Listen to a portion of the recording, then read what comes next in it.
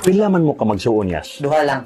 Duha lang giday mo. Puro lalaki niya. Simi. Simi. Motoo rin ang mga tao sa imo ang pagka-yaga-yagaon. Unya, si Natas Barangay Duli, sa balay ni nila Elias, si Papa rin mo ako nakita. Si Mama ni mo, asa man? Actually, akong mama is napasa abroad. Ga-abroad si Mama. Asam day si Mama? Sa Bahrain. Pila nakatuig si Mama dito? Since grade 2 ko. Grade 2. Wa pa siya ka uli? Nakauli man siya kaisa. Pero nag-uli siya is grade 9 ko. Tapos nagbalik na po. Dugay na po. Basig kasunod bulan, basig mulik, kaluyan. O siya may communication ni mo sa imong Mama? Ano lang yan? Video call. Video call. Pero sila gyapon si mong Papa? Yes, sila gyapon.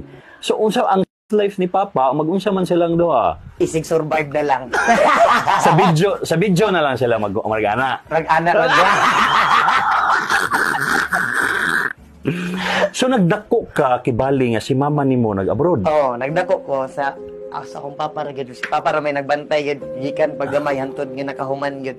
Pero sa man di ka mangita pod sa presensya si mong mamaya. Gapangita gud pod sa kay syempre naanad man sa una nga nay inahan no, pag matani mo nang bago ka magtulog matani mo buntag nanay sa lamisang pagkaon.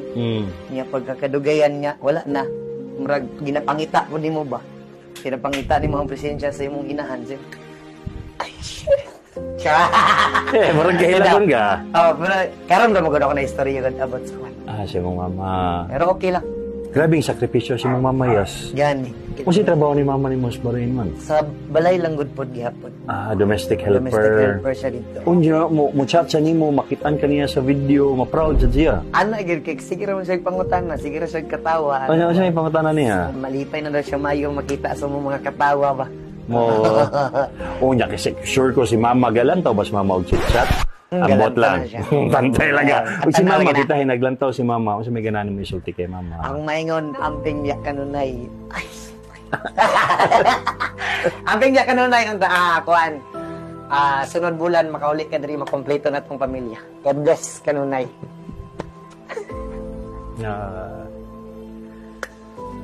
So mingaw jud kang Mama. Gimi kay simple.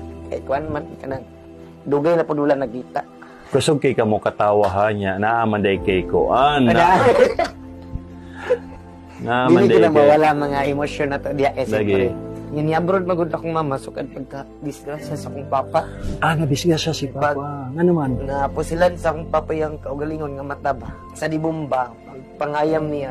Wala man kabuto yung gili-li ang dibumba. Paglili niya ni buto o kalit, dito minakuan ba murag. Nahana gud sa mong kinabuhi. Wait lang, nagpangayam o sa man na siya? Mga ngaso, kumbaga.